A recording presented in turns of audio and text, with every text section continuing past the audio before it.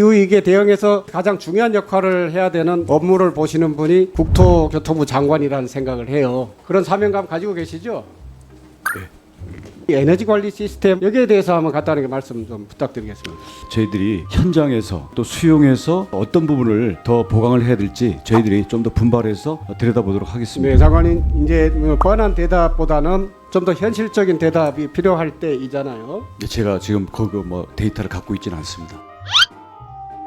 기후위기는 지금 바로 우리가 조치를 해야 되는 엄청나게 시급한 문제죠. 우리 국무조정실장님 그렇게 대응하고 있습니까? 네, 그렇습니다. 근데 저희들이 느끼기에 한가롭게 느껴져요. 비커 속의 개구리 이야기를 많이 하잖아요. 여전히 그런 모습으로 느껴진다는 점에 있어서 우리 기후위기 특위에서 좀 더 절박하고 시급하게 문제들을 해결해 가야 된다라는 말씀을 드리면서 탄소 중립 대책 중에 특히 건물 분야의 탄소 배출이 7% 정도잖아요. 이 분야만큼은 기후위기에 대응해서 새로운 문명을 만들어내는 과정 아니겠습니까? 네. 그리고 그런 절박함이 보이지가 않는다. 가장 중요한 역할을 해야 되는 업무를 보시는 분이 국토교통부 장관이라는 생각을 해요. 그런 사명감 가지고 계시죠? 네.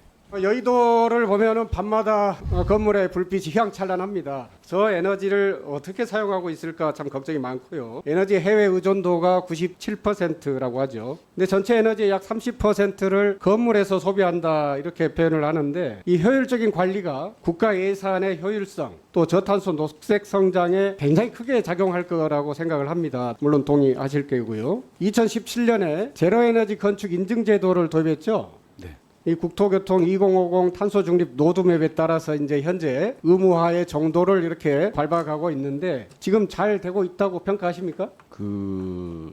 두 개로 분산되어 있는 기준도 좀 통합할 필요가 있겠고요. 이에 따른 인센티브도 좀 취약한 감이 있습니다. 그렇습니다. 인센티브를 정말 획기적으로 부여를 해서 전국의 건물의 구조들이 새로운 시대에 맞게 좀 변화되는 모습들을 만들어내야 된다. 저는 그렇게 생각하고요. 2022년 5월 기준으로 보면은 전체 제로에너지 건축물 인증이 2,162건이 됐었는데 이 중에 뱀스 구축 인증을 받은 건축물이 224개에 불과했습니다. 이것은 이제 현장 행정이 너무 안일하게 대응하고 있는 건 아닌지 좀 더 적극적인 행정이 필요하다라는 말씀을 드리고 물론 2023년 1월부터는 500평방미터 이상 신축 공공건축물로 확대가 이제 의무 대상이 되고 있는데요. 이러한 인증제가 신축에만 의무화가 적용되기 때문에 그린 리모델링 아까 이제 내용 말씀해 주셨습니다만은 그린 리모델링을 포함해서 좀 더 적극적으로 펼쳐가야 된다라는 생각을 하는데 이 과정에서 가장 중요한 제도 중에 하나가 BEMS잖아요. 빌딩 에너지 매니지먼트 시스템과 같은 이 에너지 관리 시스템을 어떻게 잘 구축하고 활용하느냐가 대단히 중요할 겁니다. 여기에 대해서 한번 간단하게 말씀 좀 부탁드리겠습니다.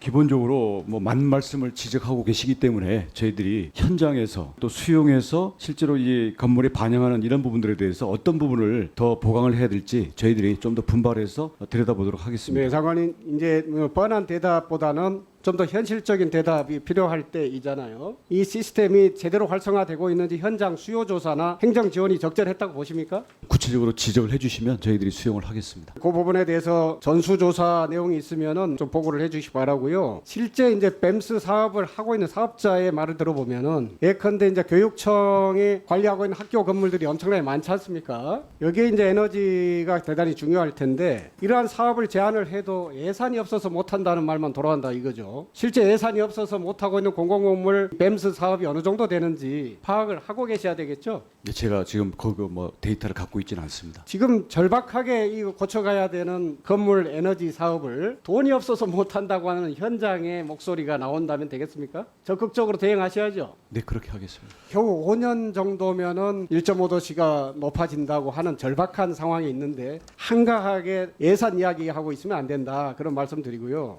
실장님. 네. 이 건물 에너지 관리 시스템 산업이 국가 차원에서 육성해야 되는 사업이라고 생각하는데 어떻게 생각하세요?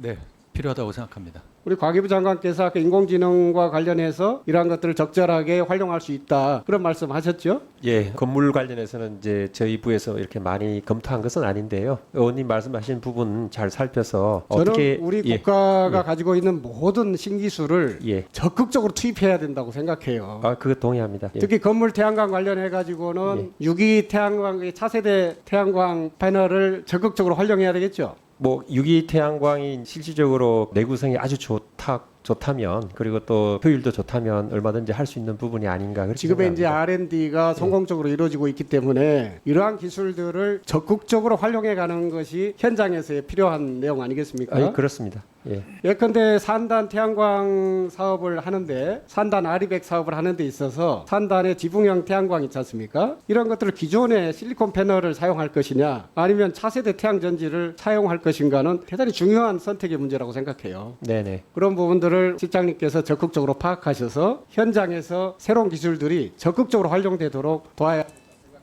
예, 저희 뭐 가기정 정부에서 지금 이제 고효율 태양전지 연구도 하고 있고요. 이제 좋은 결과들이 나오고 있고 그러한 부분을 이제 실증을 통해서 의원님 말씀하신 대로 건물에 적용할 수 있는지도 면밀히 살펴보겠습니다.